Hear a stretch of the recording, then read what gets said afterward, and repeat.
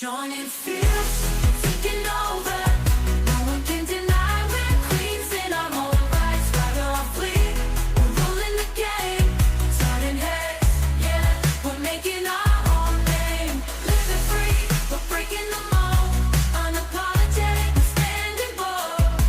Every picture we post, it's a story untold. We're inspiring souls, watch us unfold. Watch us unfold. Welcome to Rooted in Your Confidence, the space where we talk real about what it means to be the woman holding her own in a male-dominated industry.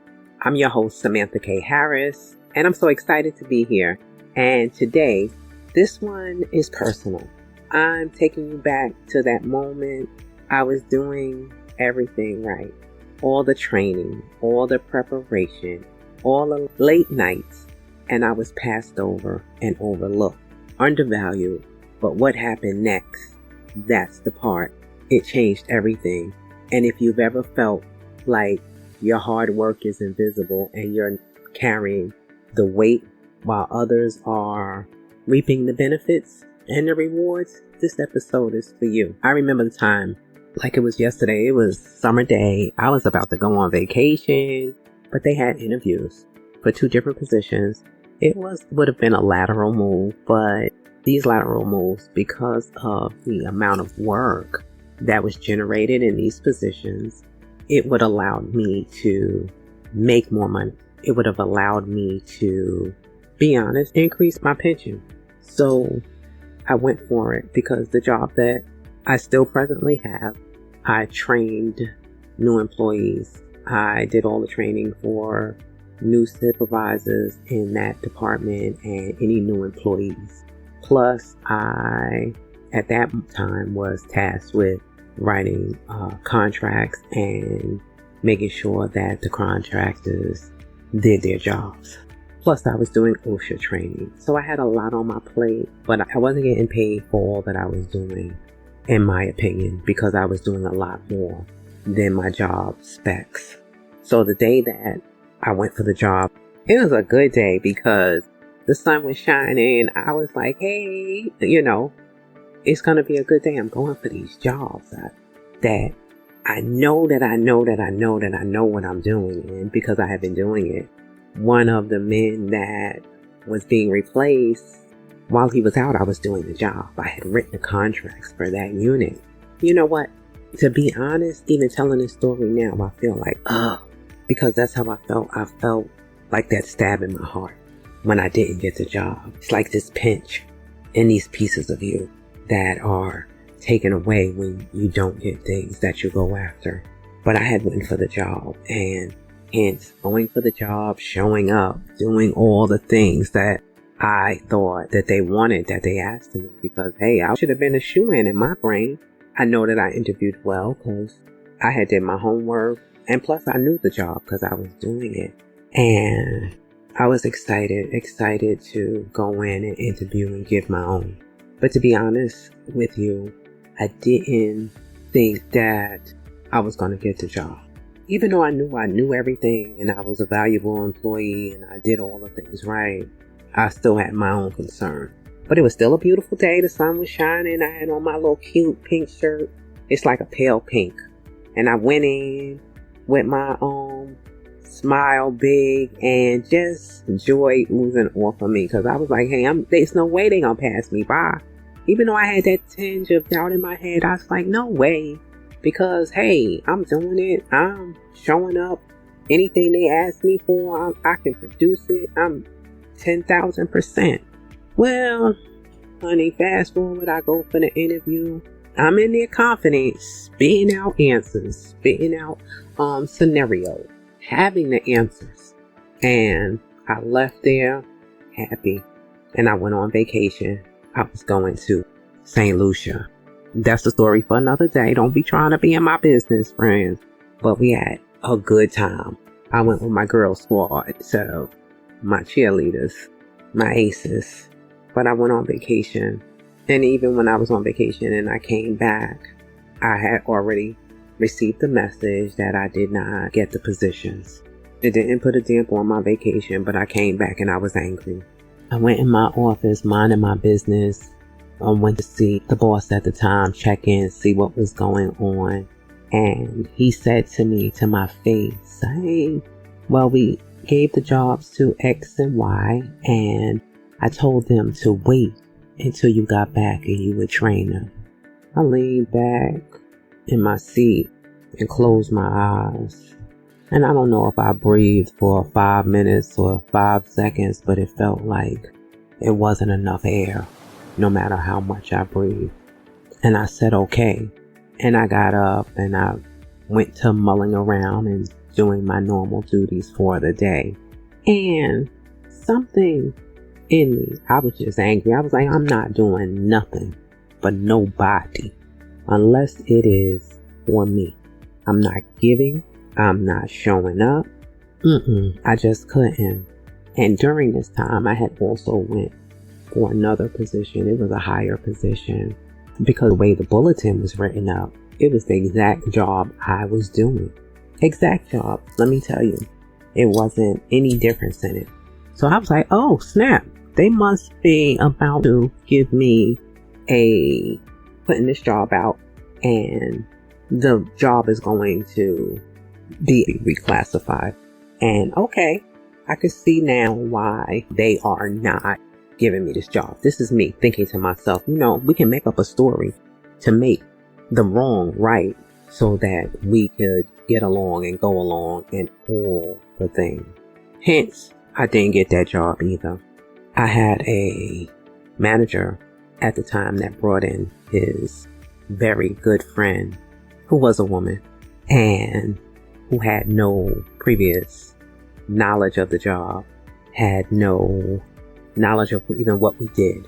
And she was given that position, and when he walked by to introduce her, said, oh, whatever you need, go to Samantha. She's great. She'll teach it to you. The fuck out of here. In my mind, that's what I said, because I thought that was like blatant disrespect, all level. You bring another woman in, yay, go women, let's get it. But you're bringing an unqualified woman, or that's less qualified than me, because you knew her and then wanted me to train her. So that's 3 people I was asked to train within 30 days of jobs that they said that I didn't do well and did not qualify for. I walked in every day with a headache, head pounding. And I tell you, I wasn't even armored up before I got out my car. I just was walking in. I felt like I'm just going to walk in here and catch whatever they throwing at me and let it hit me. Because that's how I felt all the time, that I just kept getting hit and hit and hit and hit with disappointment and disrespect. And then the kicker was, let me tell you, when they made her an office by the window next to all the men and left me in the corner, because there are different levels and I'm on the higher level, senior, and I'm still the only senior person who was sitting by the window, but they went out of their way to make a window seat for her. Hey, hence, I'm still angry. I'm still mad. Blood pressure high, increase in medication. I thought my shoulders were attached to my ears. That's how high they sat every day. And I was still on absolutely the fuck not. But then what had me all balled up in knots was the fact that I was still playing the game. I was saying absolutely the fuck not. But I was still going in, training them. Because if not, what they gonna say? Oh, are they gonna dislike me? Am I going to be singled out even more? Am I never gonna be given the opportunity? It was a constant inner war with myself. And it was exhausting, it was tiring, and I was just like done. I really was. I was just like beat down. When I say beat down, I was beat down. I think I was dragging and I was eating my feelings. So I had gained at least 30 more pounds. And let me tell you a little side note. This guy, the other day during that time, and one day I'm gonna drop the picture on my socials to let you see who I had became during that time. My outer appearance represented how I was feeling on the inside. And it had gotten to the point where They had increased my blood pressure medication so much. I was always tired. I couldn't do anything. Walking up and down steps was hard for me. And I knew that I had to make a choice for myself. Either I was going to stay resentful and not engage with other people, or I was going to step and own my power. I was going to tap back into me. Anger was taking its toll on my body, my spirit, and what I felt about myself. I was shrinking in a way because I was pulling away from everything I was no longer part of. I was always in fight mode. Always. No matter what, I was angry.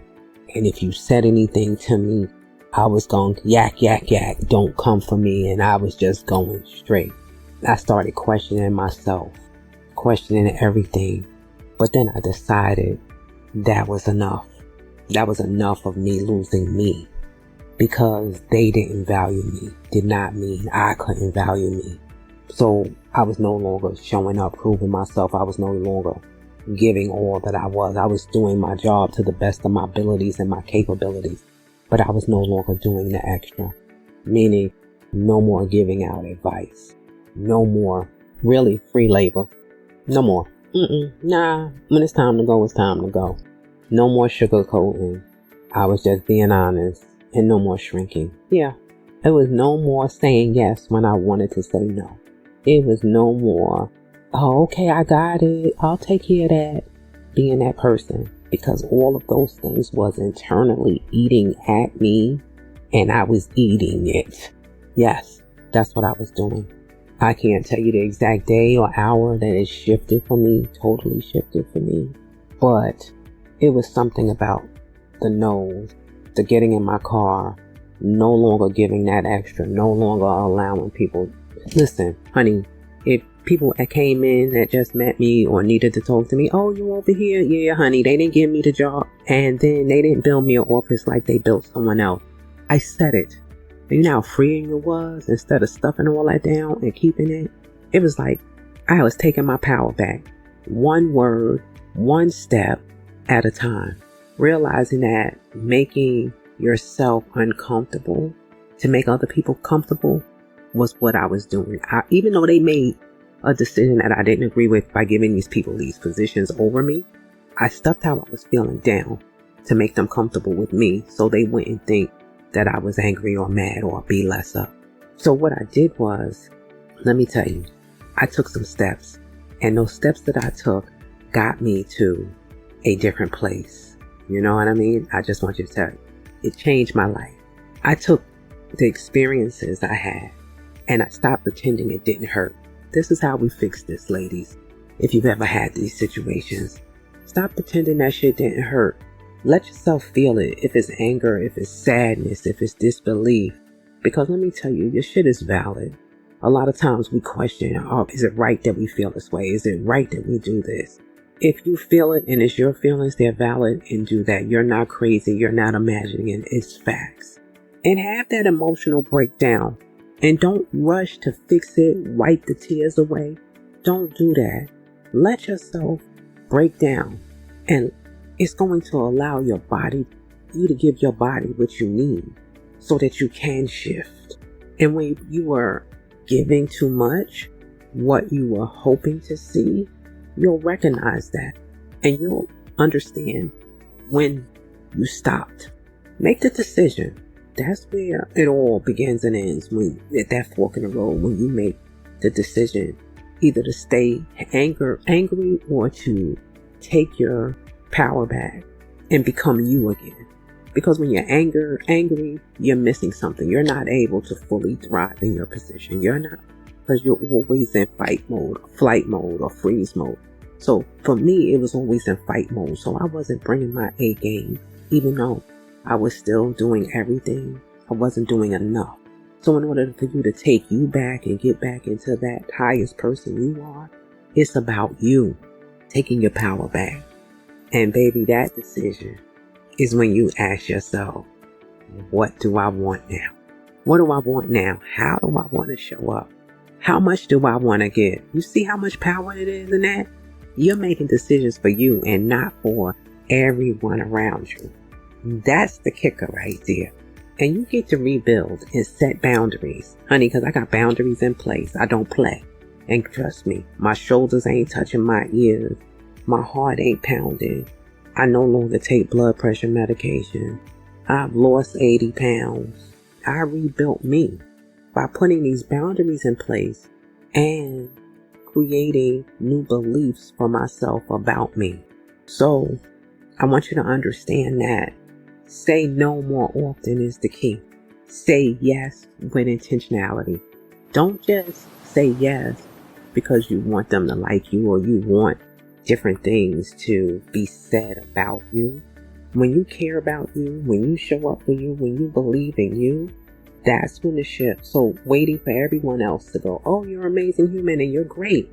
Nah, that's not what we're doing no more. We're going to be intentional with our yeses, intentional with the work that we do. We're going to no longer make people feel good just to say we're a good person because we're already that.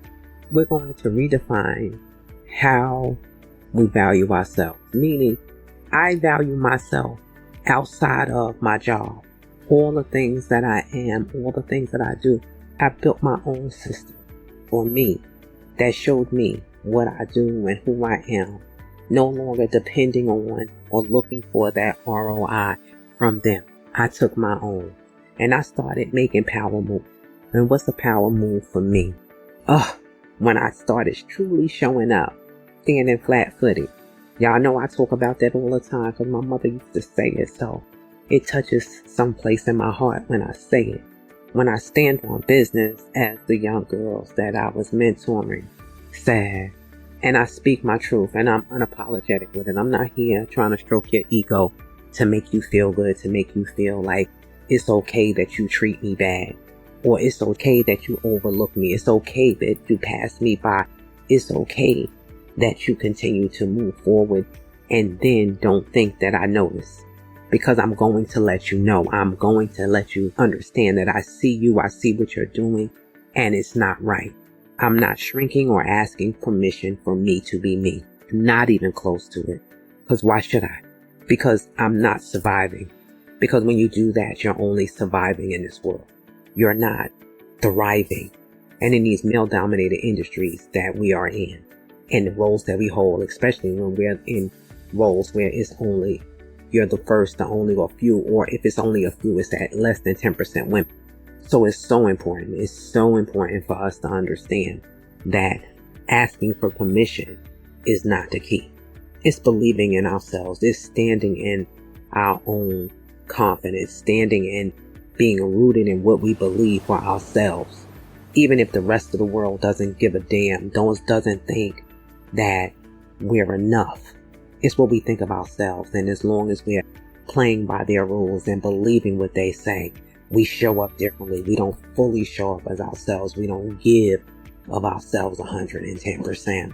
So what I'm offering you today is to take a moment and decide if you're going to continue to show up mad and angry because they didn't give you, or are you going to take root in knowing that it was not at that moment what they wanted to do, and you get to choose how you show up.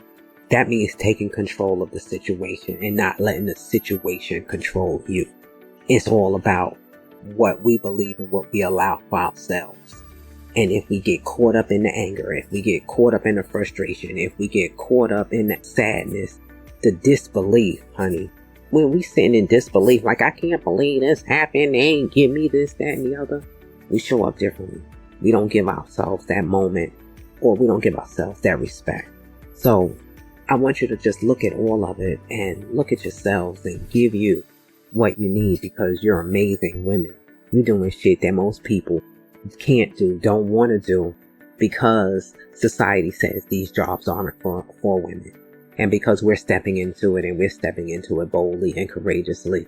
Different. And what's wrong with being different? What's wrong with being something that the rest of the world doesn't get or understand? Why do we have to be cookie cutter versions of what the world defines as a woman? It's a way of keeping us stuck in what someone defined years ago. We get to redefine. That's what it all ends up to be, ladies. To be very honest, we're defining how we want to show up. We're no longer allowing their decisions that they made to rule us, to keep us stuck. Because at the end of the day, we get to choose if we stay or if we leave, if we speak up or if we don't. So use your voice. Be honest. Tell the truth. Because it makes you feel better. It makes you embrace you and love on you more than anything else. And that's what self-love is. Yo, let me be honest with myself. Because when you're honest with yourself, it's like, I get it. You know, you become the most powerful person when you use your voice to you. Your power just oozes out of you. You start building the life and the career on your terms. So even if they don't give you the position, even if they overlook you, even if they come up with excuses, you know that you are amazing enough just as you are. What they missed out on is their business. What you bring is yours. So, sis, I'm going to leave that right there, and I am going to tell you, if you need anything, if you're unsure how to get there, if you're battling with this and you're ready to stop performing and to start living and to have some peace, to create it for yourself, to choose the life that feels good to you, outside of other people's recognition, outside of your position, outside of the game, you know, that hustle game. That's when your shift is going to happen. And this is what I do. I help you get there. I help women that are doing everything and still feeling unseen, undervalued, and exhausted. I help them come back home to themselves. Because once you realize that you don't have to keep playing the game, you start to win on your own terms. So, sis, if this episode spoke something that you lived through, I get you, I see you. I want you to know you're not alone. You're not crazy. You're not weak. You're just tired of a system that wasn't built with you in mind. But here's the truth, beautiful. You don't have to be chosen. You choose yourself. If you are ready to start showing up for you, fully, boldly, unapologetically, I'm here. Let's stop giving all our brilliance away to places that don't value it. Take the first step. You can book a confidence session with me or take the confidence quiz to find out what's really blocking your power. Keep rooting yourself in your confidence. And remember, you don't have to wait to be seen. You can stand tall. You can see yourself right now. If this episode resonated with you, or you know someone that needs to hear it, please share it, like it, make a comment, and I'll see you on the next episode. Until next time, sis, you don't have to twist, shrink, or hide. You deserve to be seen, heard, and valued for exactly who you are. If this episode spoke to you, make sure you follow, subscribe, so you never miss the conversation. And if you're ready to take this work deeper, take my confidence quiz. The link is in the show notes. Or book a session with me to start showing up in your career and life with the confidence you deserve. Until next time, walk through the door differently, show up, show out, be you, and I'll see you in the next episode. Strong and fierce, taking over. No one can deny we're queens in our own right. Swagger on fleek, we're ruling the game, turning heads. Yeah, we're making our own name. Living free, we're breaking the mold. Unapologetic, we're standing bold. Every picture we post, it's a story untold. We're inspiring souls, watch us unfold. Watch us unfold.